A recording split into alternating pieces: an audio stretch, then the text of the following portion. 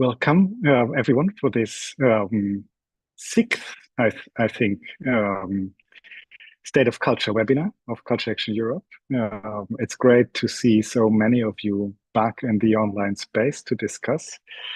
For those of you who attend one of these webinars for the same time, I can maybe frame it a little bit by going back to mid-October last year, when we have launched the State of Culture report, which is a lively study that was conceptualized and authored by Elena Polivtseva, and that she has conducted in conversation with many of our members, with many networks, scrutinizing 27 or almost 27 national cultural policies, 10 years of published EU cultural policies, workshops, focus groups, and it has delivered us a report with many chapters that are maybe giving a little bit of direction for future policies, but mainly holding up a mirror to the cultural and creative sectors in Europe about where we stand at the moment. It's in a certain sense a snapshot,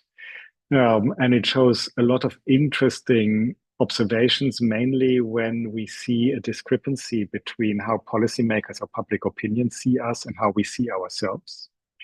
And because that mirror that we got from that study is too complex to discuss at one time, we've planned for individual chapters to be discussed in these webinars. We already had 5 discussions. Today we discuss sustainability, and during the last webinar on the 13th of May, we will discuss the intrinsic value of culture, and then we will land everything in Torino during our annual Beyond conference, where we will have an extensive discussion during the members forum to see where these discussions bring us for the next State of Culture, because we want to issue that study every other year as a sort of barometer of where we stand in cultural policies in Europe. The tasks of moderating these discussions have been divided between the board of Culture Action Europe, which is very nice because each time 2 board members approach it in a slightly different way, but always very profound and from a very professionally lived experience. And I'm really happy that Rocio Nogales Muriel and Julie Ward from our board have taken the responsibility for today. And without further ado, I hand over to the 2 of you, and I understand that Rocio will start. Take us into the discussion. Thank you so much, Lars, for the introduction. Thanks to my fellow board members and also to the team, to the CAE team. I mean, it's wonderful to be in this journey together. I'm also thrilled to be co-hosting this talk with Julie, with my colleague Julie. And actually what we have prepared, it's a small overview of that section that Lars was mentioning. I will take it first, then it will come Julie, and then I will present an exciting initiative that has started and that CAE is a member of. It's a Horizon project called Encino, and I'll be there in a moment. But for now, let me just go back to that image that Lars just mentioned, and I think it's very useful, and particularly for this section, the mirror. I mean, this section, if you have had a chance to read it, it's called Navigating Ambivalences. And it's very interesting, not only how we see each other, I mean, how we see ourselves, but how policymakers are also seeing or not seeing culture as a viable and trustworthy agent for the challenges that the climate emergency puts us in front of. So just very quickly, the people who participated in the barometer, when they were asked, 1/3 of people said that their organizations would not undergo a major change. And that's already a lot, but the remaining 2/3 said that actually, yes, climate change would probably be an area in which or towards which they would be evolving in the next 5 years. And the 34%, the other 34% said that it would probably be promoting inclusion. So climate change is definitely there. It is a recognized challenge, a perceived challenge within the cultural sector, but it is not a priority. And when we identify other priorities, climate change is there, but it's not a priority. Another interesting fact that comes out of the study is that only 17.6% of the participants, either individuals or organizations, are involved. They have climate change as an area of activity. 17.6. And when you see the numbers, this is really where, when you see the numbers, you say, we definitely need to continue looking into this and what is happening. And that's really where the research part and the research interest, gets started. Another interesting thing that came out of the barometer are the three, when we talk about the role of culture within the area of climate change and, reaching the goals of the green transition goals or of the European Commission, culture is usually perceived or talked about as first, like the transition or the green transition of the cultural and creative sector itself. Okay, so that's the first thing that comes to mind. What is needed, what kind of support from public administration, administrations, what kind of capacity building, what kind of funding is required for the cultural sector, the cultural and creative sector to join this green transition and to contribute to the goals. The second one has to do with the possibility or the space that culture offers for testing new ways of assuming or facing these challenges. And here is where we talk a lot about, utopias, laboratories, blueprints, and here citizenship is usually quite present. And then the third one, which is related to the second one, has to do with the influence, right? The culture and cultural agents have a strong influence to change behavior in citizens and communities. Regarding the European policy, and I think that's also something very interesting to have, is that up to December 2022, where, there was a publication from the Commission on the role of culture for climate change, there was basically nothing. In the previous work plan of culture was not recognized as an agent for climate change, and this is something. This is good food for thought. I mean, I think this has strong implications, and it wasn't until the work plan of culture of 2023-2026 that the role of culture and climate change was recognized as one of the 4 priorities. So that actually leads us, and that's the end of my section, that leads us to the 2 main concerns when it comes to talking about the climate transition and the role of culture. One is the limited agency that public policy and policymakers see in us. We are not seen as powerful, trustworthy, not even existing, right? Agents for climate change. So that's one. And the other one, which is actually quite paradoxical and really stems on the antipodes, if you want, has to do with the sense of urgency and the sense of overburdening even that some agents from the cultural and creative sectors feel regarding the expectations from society and policymakers regarding climate change. I'll leave it there, pass it on to Julie, because today it's all about us interacting and discussing. So Julie, I pass it on to you. Okay, thank you very much, Rocio, also Lars, and it's great to see so many people here today. I feel incredibly privileged actually to work with such a fantastic secretariat and board. There's a lot of really good synergy in the leadership of the organisation at the minute. But I'm going to talk about some of the qualitative research and the politics impacting the sustainability section of this report.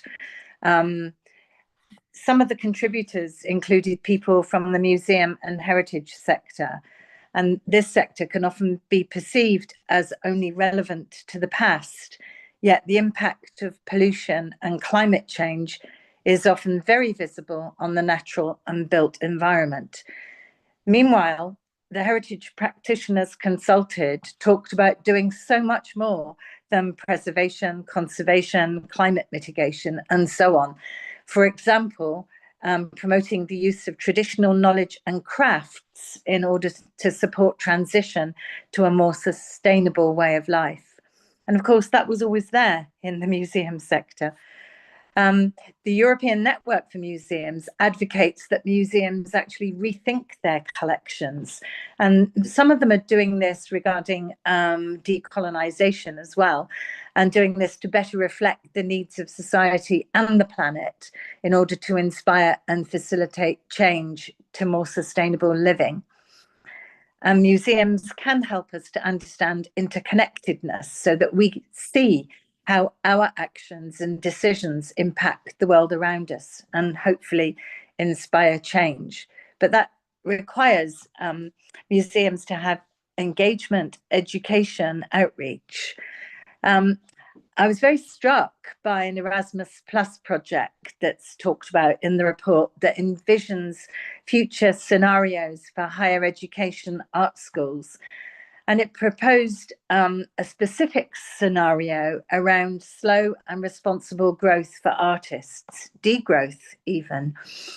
And in their narrative, they use the phrase wicked problems to describe the ecological crises that generations of unfettered, irresponsible growth has caused.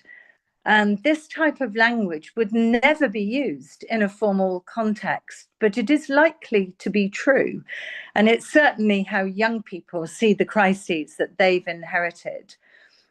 The project suggests that art schools are ideally placed to enable exploration of radical solutions, including interspecies collaboration.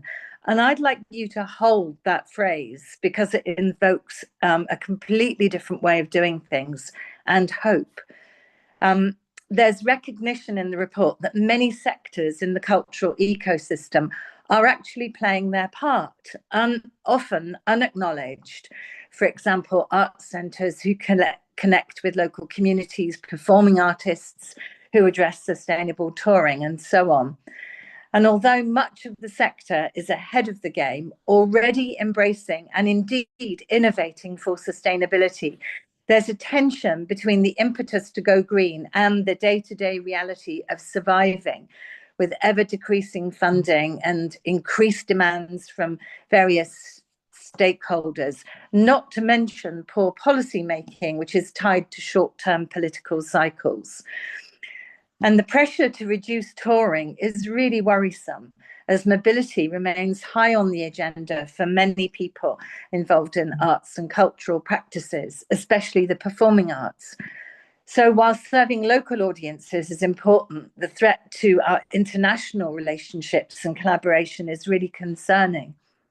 Thankfully, the EU Green Deal doesn't preclude mobility because freedom of movement in all its iteration remains fundamental to the EU.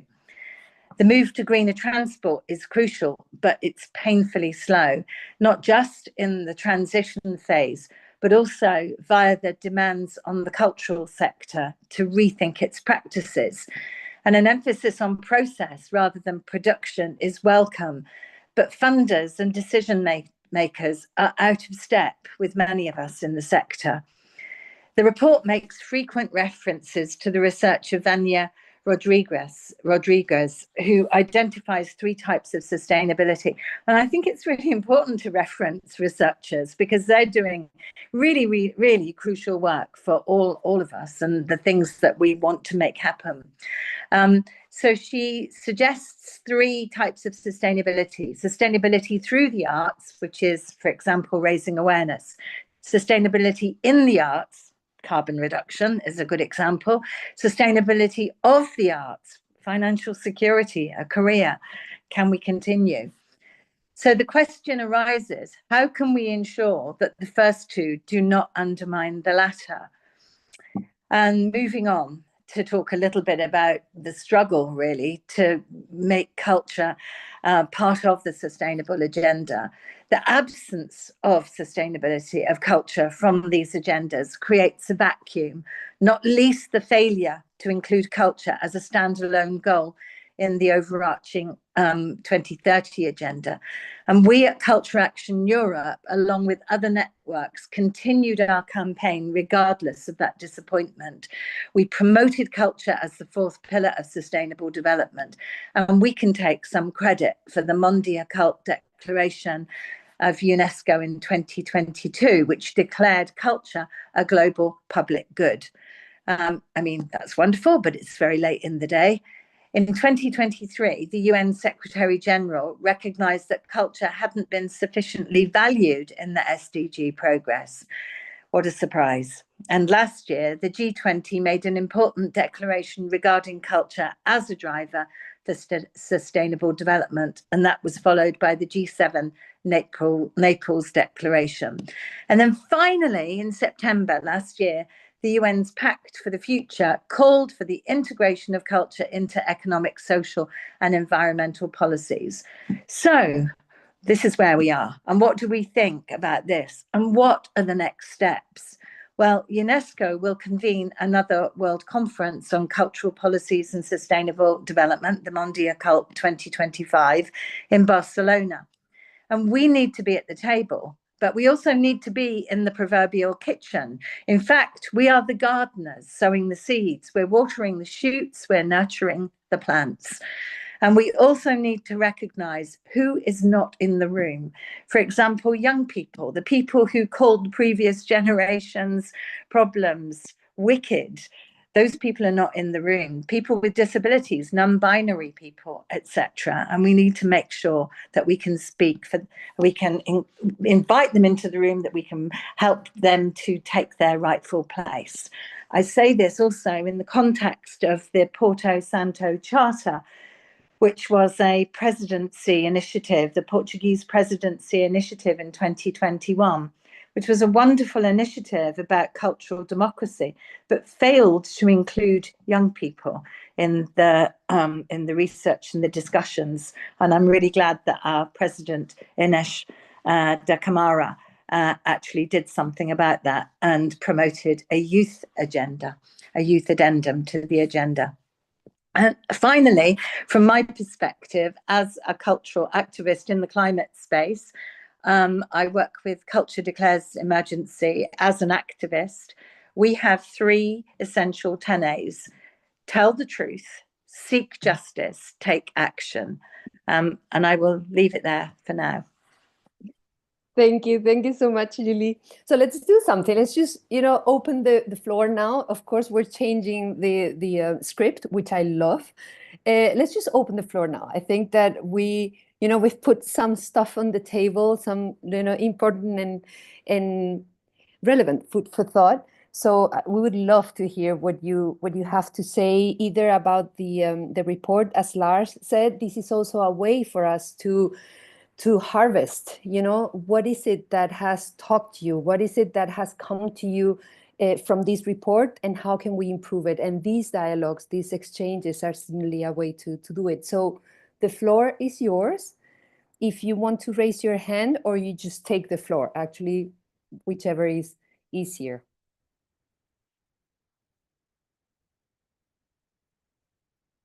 Yes, I have something, so does Culture Action Europe have any connections or collaborations with, do we have, I cannot answer that question, Lars.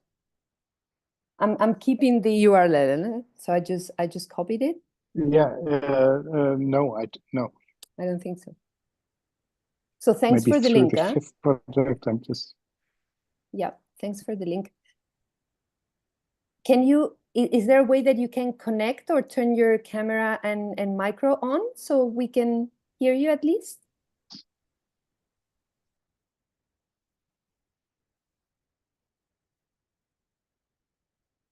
No. So one of the things. Sorry. Hi. Yeah, there you go. There you go. Thank you. Thank you. I just wanted to share it because I think that they're working on similar things as Culture Action Europe.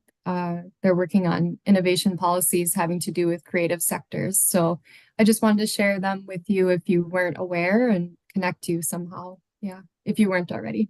Thank you. Thank you so much. Thank you. This helps. Any other thoughts or impressions or yes, I do agree and don't see what you're saying?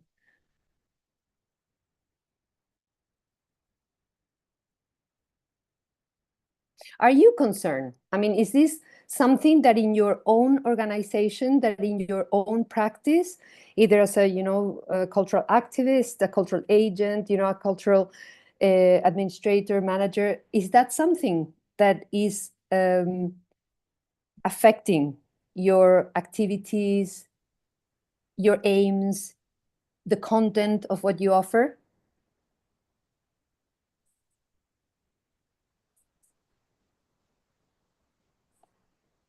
Perhaps while people just have a little think about that. Yeah.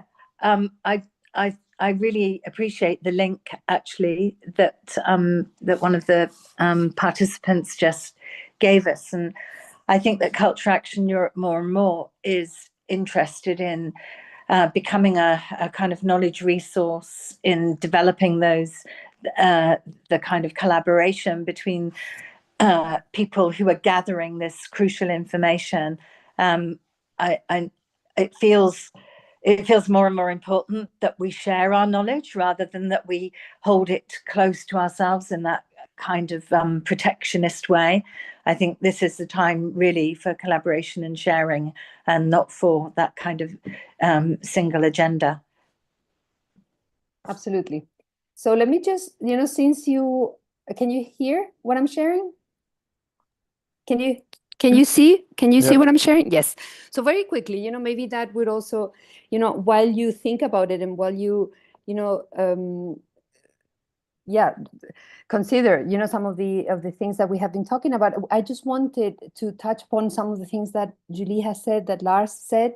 This is the project, the Horizon project that I was referring to. It's called Empowering Creative and Cultural Industries to Boost Systemic Innovation for Sustainable Climate Transition. And this is a project that has just started. I'm not going to take a lot of time. Actually, my goal today, we will probably organize a seminar on this. We will have from Culture Action Europe, we will be facilitating a community of practice around this very topic.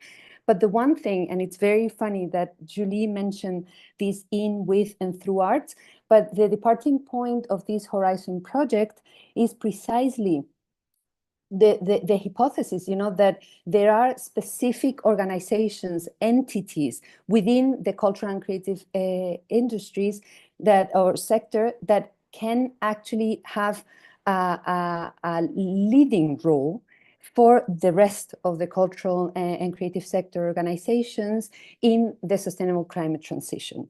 We will be looking at 5, and I have them here, 5 transformation sites that we call them. These are organizations that work within the cultural and creative sector, and that work within a specific form that it's considered a social enterprise. The social enterprises are known for incorporating a very important governance, democratic governance aspect, and also the idea of thinking about economic emancipation for or as the basis of political emancipation.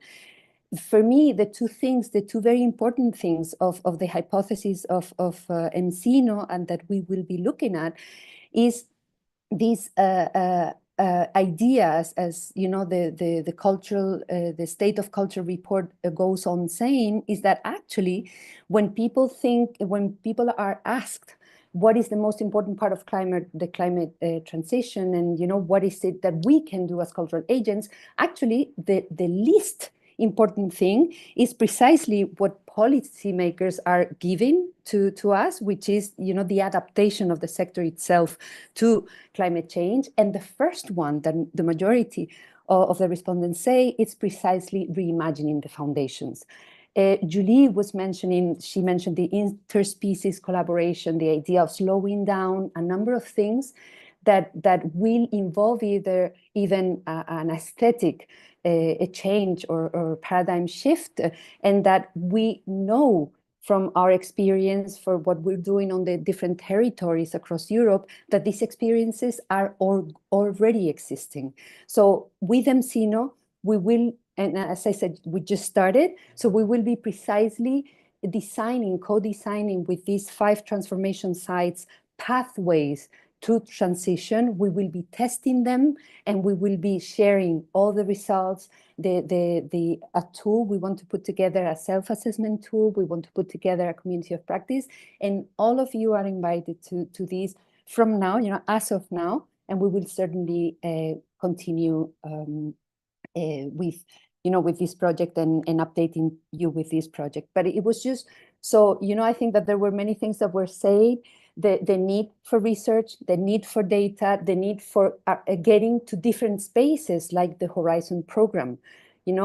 Culture was not precisely an actor that has been recognized in European policy. So with these, the hope is that we will have also more evidence-based policy to support the role the culture sees itself for sustainable climate transitions. I see some comments in the chat. If you want to take the word now, any of you?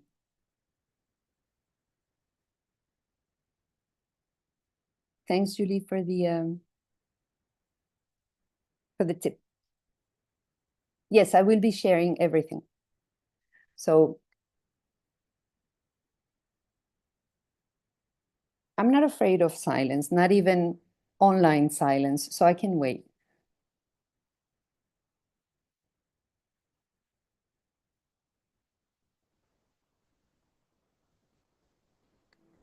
I have a question, I suppose, which is who else might not be at that table? I think the conversation about being at the table where decisions are made is really, really important. And I just wonder if people here have a thought about those excluded from decision making. Yeah. Liane, we have a hand raised. Thanks, Liane, for breaking the ice. Hello, everyone. Liane, I'm a policy advisor at Kunstvereniging and also a board member at Culture Action Europe. Thank you, Rocio and Julie, for the introduction and the presentation. And thank you, Rocio, also for the little presentation about Ensimo. I don't really have a question, just kind of a reflection of the space that I'm working in at the minute, which is within the context of a Dutch government where the words culture and also the words sustainability are both considered dirty. So the combination is even worse. And so in the work that I'm personally doing to try and further sustainability within the sector and also the role that the sector can play within the wider transition, I'm having to find ways that are sort of under the radar, getting access to funds or other policies that haven't specifically been designed for our sector, but trying to figure out ways that we can take advantage of them. So kind of finding ways around, because setting up my ideal situation would be to set up a program called cultural sustainability or sustainability for the arts, but that will never get anywhere. So I think having something like Ensimo, where we can have this knowledge base, a community of practice, would be incredibly helpful to not lose energy and hope, to keep finding each other with good examples. So I think that'd be really valuable. But I'm also curious if anyone else in this call has any experience in dealing with kind of quite a negative set of circumstances, when you know that the work that we're all doing is quite urgent and necessary. So it's kind of more of a reflection and maybe also a question out into the open. But I'm also really curious what people might think about Julie's question that came before me as well. So yeah, I think both two very necessary things to be thinking about. Thank you, Liane. Thank you. Any reactions? We really want to hear from you. I mean, like, what is it that you're leading? What strategies are you dealing with? Yeah, Mattia.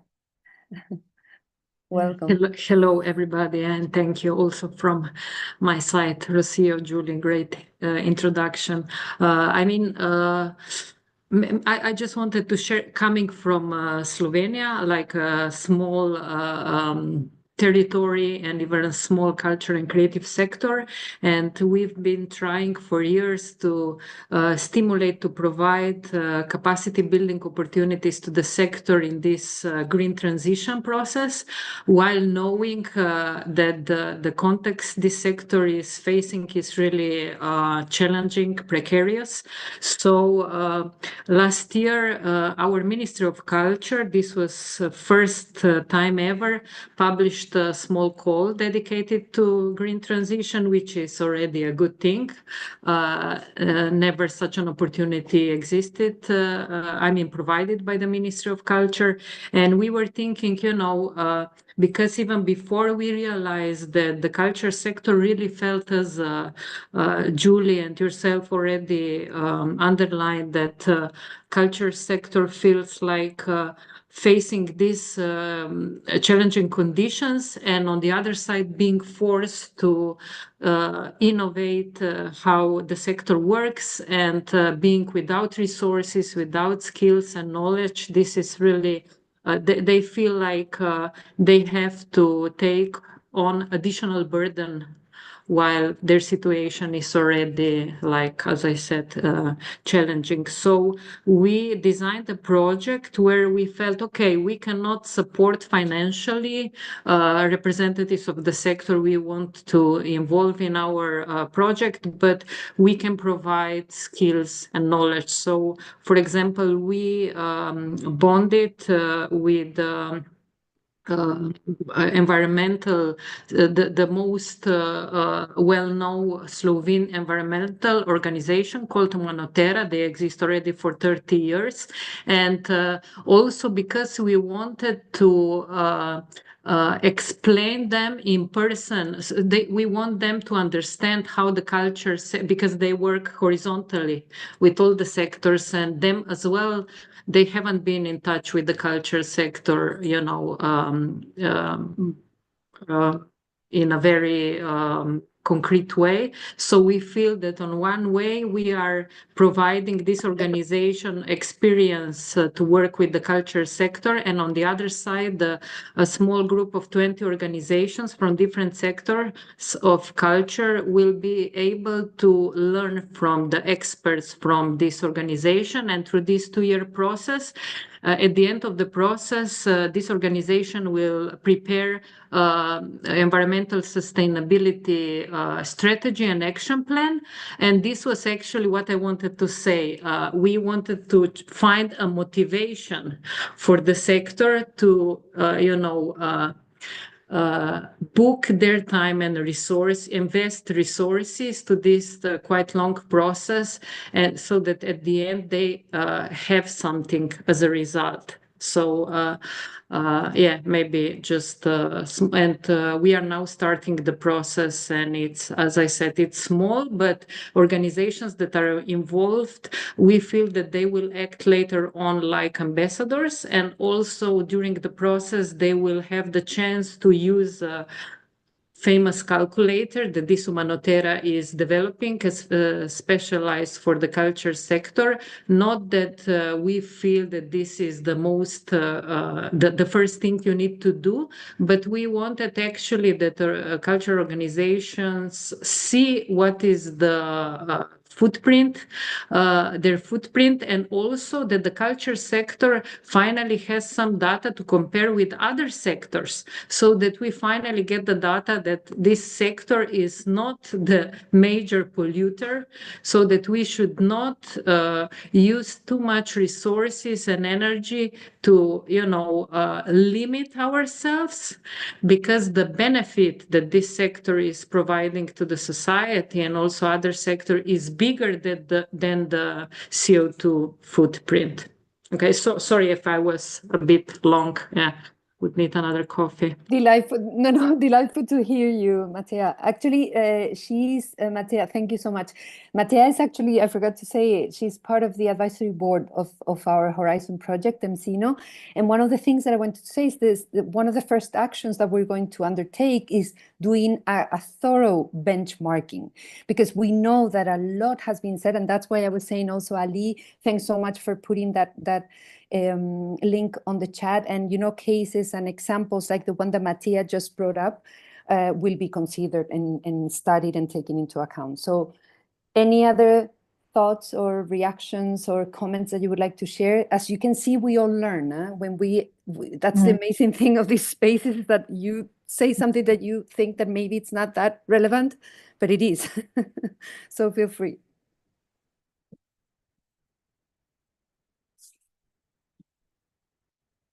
And maybe just add something at this moment about, and I love what you say, Matea, about how the actions that we do, the work that culture does, outweighs the, if you like, the sum of our emissions. And the work that we try and promote within Culture Declares Emergency is because so many people feel really overwhelmed by the scale of the challenge, and a lot of people feel very disconnected from the scientific language around climate change. They don't understand. I hardly understand, what is carbon net zero? What is the circular economy? All this kind of technocratic language. Of course, it has a basis, but in ordinary speak, it doesn't mean anything. And so it doesn't connect with the heart. And the importance about culture is about the way that it absolutely connects with the heart. And if you feel moved by something, then you're more likely to take action. And that is such, I think that's such an important role that culture has to play, is about how we connect with the heart, how we tell stories, how we make those links. Because the scientific world doesn't really have that possibility in the same way. So it's really super important for us to do that job and to maybe bridge that gap.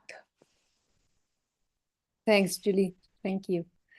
I was also thinking, while you decide whether there's something that you want to share or not. I mean, of course, this is as Lars was saying, this is a topic that is not only close to my heart, but to my body and that of my son and all the people that I love. So I mean, I think one important, just thinking about the question that you put on the table, Julie, like who's not on the discussion table or the decision-making table. I'm a big believer, we tend to put transitions in silos just because the way that we work is that, culture does its thing and agriculture does its thing and energy does its thing. Well, I actually, for a while, I've been exploring this idea, and we see this actually when we have initiatives, cultural initiatives working on the field, we see that they actually cross boundaries and sectors. So for me, it would be very interesting to have meaningful and deep exchanges with people coming from agriculture, peasants, people who have been on the field for a long time. And many of the things that we are saying here, that the cultural sector is feeling overburdened, that, there's an expectation, flying over our heads that we don't know if we're going to match, et cetera, et cetera. Well, guess what? Same thing in people, peasants in the fields, women, in the rural areas of Europe, they're feeling exactly like many of us are. Energy is a little bit the same thing, energy, we have an energy transition in front of us, and the, technical optimism, that this is going to do it for us all. Well, that's a way to put it. But then there's the other people who are saying this will not save us. Actually, it's more about how do we use energy? Is there a way that we can reduce our energy use? How can we do it not individually, but at a community basis, et cetera, et cetera? So I really think, and it's one of the one of the things that I tend to encourage in every policy discussion that I have is that we talk among transitions. It's not the cultural transition, it's not the energy transition, it's not the food transition, it's all these transitions together.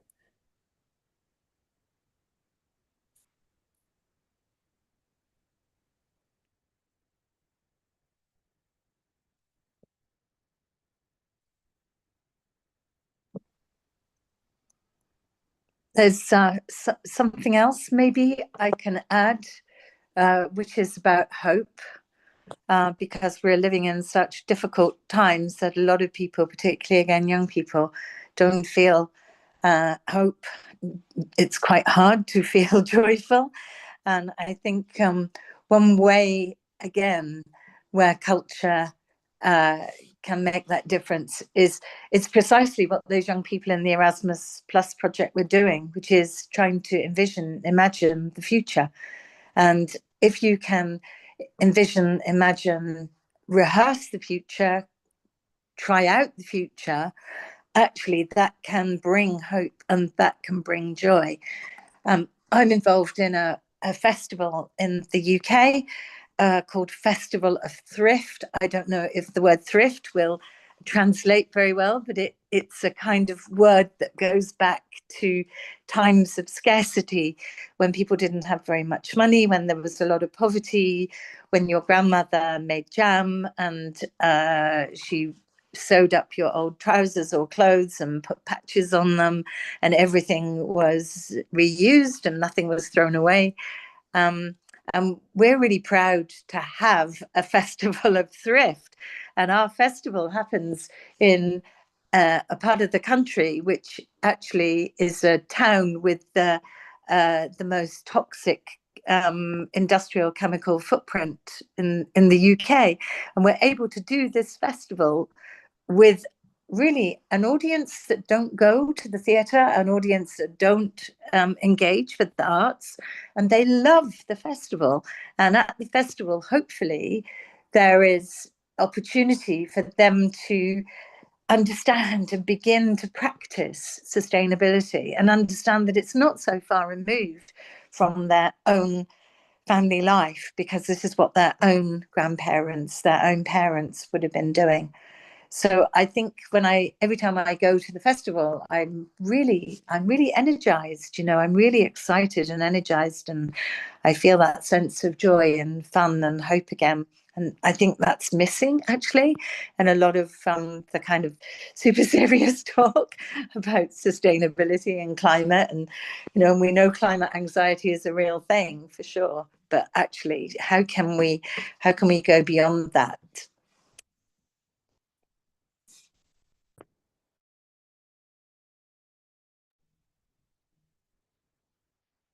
Thanks, Julie. Thanks so much. Let's see if anyone wants to contribute. Just also, I mean, considering that we have 15 minutes left, because that's the thing, probably then we'll get more people talking towards the end, and that always happens as well. And it's very frustrating. But I also wanted to share with you an article that I've recently read, and it's very interesting. It's called Human Hubris, Anthropogenic Climate Change and an Environmental Ethic of Humility.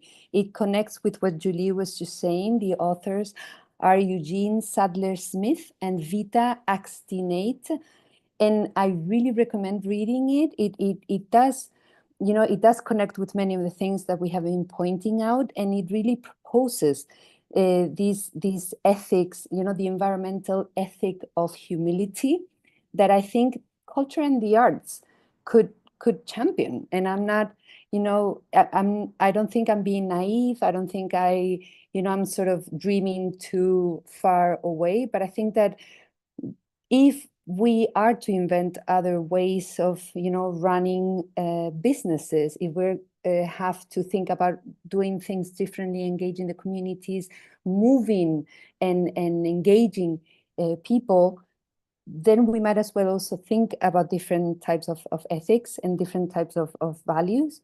That in this sense, Julie was saying thrift, which is a word, that I don't even know how I would translate it in my Spanish mother tongue, but I know exactly what you mean, and it has to do with humility and avoiding, the sense of apathy, the sense of greed that human beings have had towards nature in many cases.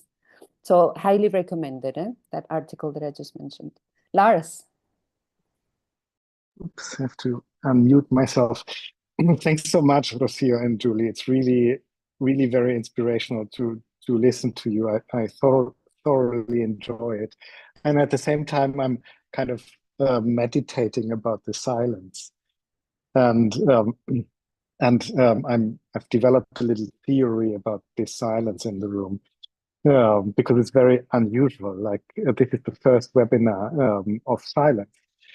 And at the same time, it's probably the most urgent issue that we've got on the agenda at the moment, the climate emergency. So in a way, my hypothesis now is that everyone in the room relates to the theme in some way, but in a very specific way. Like as an example, I can just say that for me, in the Secretariat of Culture Action Europe, we relate to it through the Shift Eco certificate, for instance. You know, we want to kind of test ways how networks that are based on the thought of mobility can pursue their core mission of bringing people together in a more sustainable way, which is very, very specific, because we still want people to go physically to places and meet, and still we try to reason about how we plan these meetings, how we go there, how we structure them, so it's so specific. That's between the approach of our team and the very theoretical and an abstract, almost political and ideological way of thinking that you bring forward. It almost poses a threshold for me to come in from this very specific perspective of my organization. So maybe it is just that the emanation of how we relate to it are so diverse that there's a little kind of reluctancy to get in. And on a very personal level, I can also relate to that, because I find my own behavior so controversial, and I'm so insecure about my own thinking when it comes to sustainability and greening, because I don't know, I'm still not completely vegan. I'm kind of, I'm not setting the example. At the same time, I think, oh, well, I purposefully don't have kids, so blimey, I'm eating a chicken in the weekend. But I mean, I'm not trying to ridicule it now, but I'm just saying that the way we relate to the problem is so tailor-made, if that's the right word, that it's maybe sometimes difficult to make the step up to the bigger conversation about sustainable development goals. Those grand ideals. But maybe this can also be a provocation to the others to contradict me. Thank you. I hope so. I hope so. Yes, Jacqueline, you're welcome. Your floor is yours. Thank you. I was a bit hesitant to speak because I came in 15 minutes into the webinar. So sorry for being late, because I had to come from another meeting. And yeah, I can relate to what Lars said, but I think already the fact that we're here together, bound by our interest in this topic, is already really great. And setting things in motion, probably on the personal level, on our professional level. And I just wanted to share that I'm from the Netherlands, and together with some other relatively young professionals in their late 20s, early 30s, I am in the board of a platform called Climate and Heritage, because we all work in the heritage field. And also there we have very different views on climate and climate crisis that we're in. But from all our different heritage disciplines, we're contributing. And the events we organize and the activities we do are sometimes quite philosophical. And this was mentioned before, I heard this. It's about sometimes a paradigm shift, or something that really can't be put into practice, because working in culture, working in heritage, we're bound to laws sometimes, we're bound to funding, very many things that are limiting us in our possibilities to act right now. But I think it's also good sometimes to and it brings hope, to envision a bit of a long-term future and think about what if we stop preserving, or what if we stop flying, or what if we work completely differently? And for us, that works really well, alternating with very tangible and practical activities like archaeology, digging things up, and so on.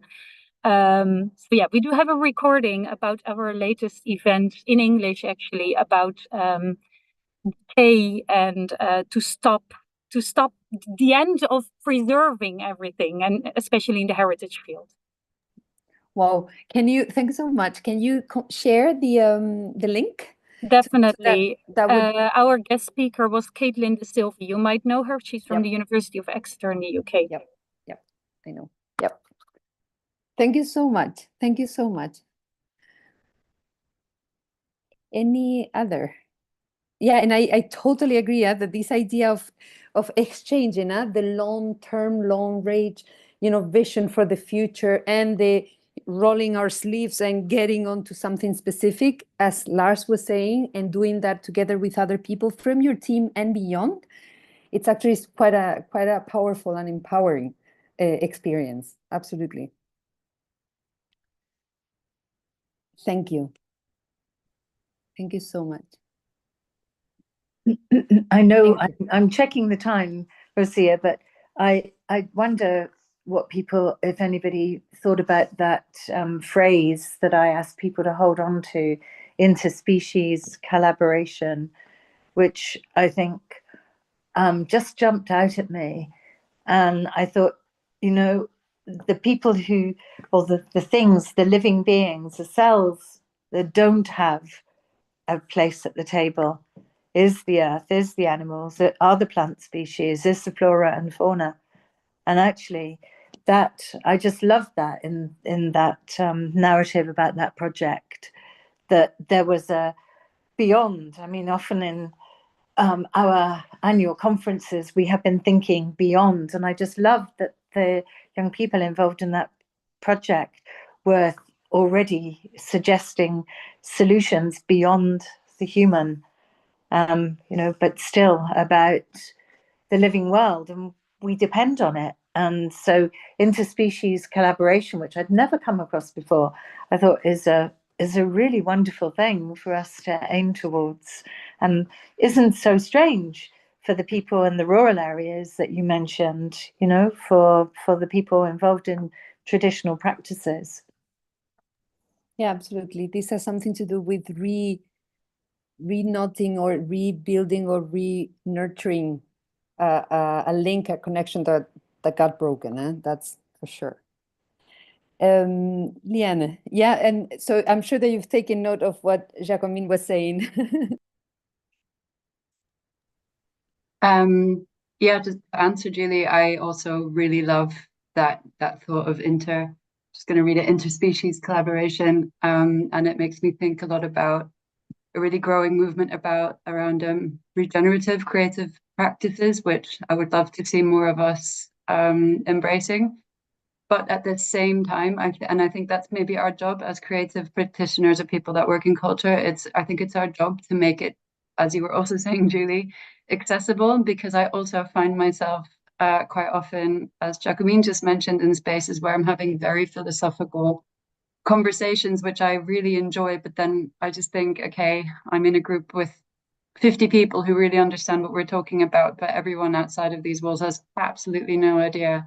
And we need to be careful that we're not like sort of spinning further and further away in our own little philosophical bubble, talking about amazing things, but not actually reaching anybody. So I think it's really important that we all think about, I think interspecies collaboration is probably a term that more people will understand than regenerative creative practice. But I think we need to, as a collective, and maybe that's an exercise we can take on, is think about wording, practical examples, and just make it more tangible for people. So maybe that's kind of an assignment for everyone on this call to think about. Thank you. I'm inviting actually all of you and just giving you the floor, Hannah, in a moment. But within MCino, actually, we have a section, if you go to the website mcino.eu, that we call Reimagining Words or Reliving Words. And we're encouraging you, if you have an idea for new words, new expressions that we have to use that will help us imagine that new future and do our job better without limiting, the potential and the good that we do to our society, you're welcome to share with us. So really, it's all also about crafting new words, and we'll be doing that. And one of the transition sites that we will have, transformation sites, I'm sorry, he's actually in the call. It's a small team in southern Spain, and they work on generative artistic practices, interspecies collaboration, and it's just amazing. And I think that the more we get to know about what's going on, and not just superficially, but really getting to know how these teams work, how these teams come together, what is needed to get them going, how they work with schools, how they work with politicians, how they work with businesses, etc., etc. I think that we'll get to learn a lot. Hannah, I hope that you're there. You lower your hand, and I lost you. Hannah, are you there? Oh, there you go. You're there. The floor is yours.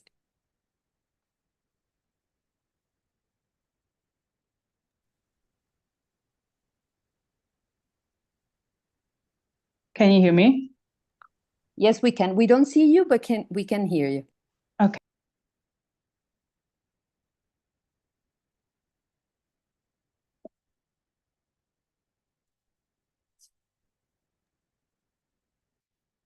Can you hear me still? Well, we didn't hear you before, but try again. Hello, Yeah. can you hear me? Yes. Yes, we can hear you. Okay. I'm sorry for the technical issues.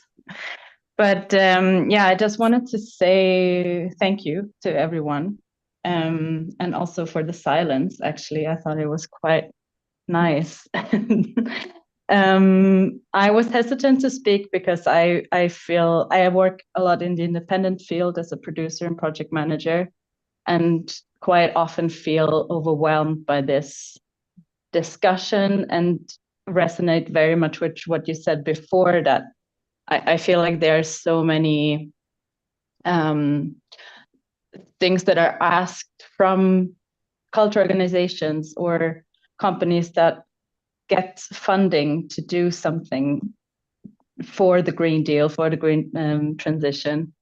When compared to other bigger institutions, we don't have that much power. And I've also been very active in trying and collaborate with bigger cultural institutions, but also with other sectors in sharing resources, in doing exactly what you said before. And I really would encourage that as well, to not just stay amongst ourselves in the culture bubble, but also speak to farmers or whoever is in our community and learn from that. But I just don't see it happening a lot.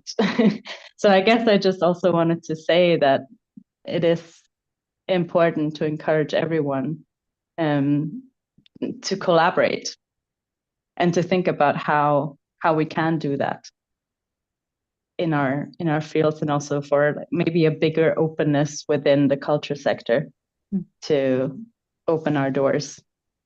Indeed. Thank you, Hannah. Thank you for taking the floor. And as I was afraid it would happen, it's 5 p.m. now. Now if we can just take Ludovica's comment and reflection, and then we will be saying bye. But we have 2 minutes, little gift to break momentaneously the verbal degrowth, and then we'll just fade away from today. So Ludovica, the floor is yours. Thank you for giving the floor. I will be super quick, and I will just say thank you because it's the first time I hear topics of kinship, interspecies relationships, and great derangement, as an anthropologist, Avital Ghosh would say, in the cultural field. I'm a really young professional artist in the field, and I've always studied these things. But apart from putting into stage, for example, these topics, it has always been really difficult to understand how to bridge these things together. So really thank you for providing this platform and knowing that also on this level we're talking about this. And yes, I will close here, so I will not take more time. But thank you. Thank you. So Julie, shall we go? Yes. So Rosia had a wonderful idea that we should finish with a piece of art, with a poem. And I and I'm really pleased that we are going to do this together. So the poem is When I Am Among the Trees by Mary Oliver. When I am among the trees, especially the willows and the honey locust, equally the beech, the oaks and the pines, they give off such hints of gladness, I would almost say that they save me, and daily. I am so distant from the hope of myself, in which I have goodness and discernment, and never hurry through the world, but walk slowly and bow often. Around me, the trees stir in their leaves and call out, stay a while. The light flows from their branches. And they call again. It's simple, they say, and you too have come into this world to do this, to go easy, to be filled with light and to shine. So thank you so much for being here today, for sharing this always awkward online space. And we're looking forward to seeing you in Torino and hugging and exchanging words and looks and presences. Thank you so much. Take good care of yourself. Thanks, Julie. And see you very soon. Thank you so much. Thank you, everybody.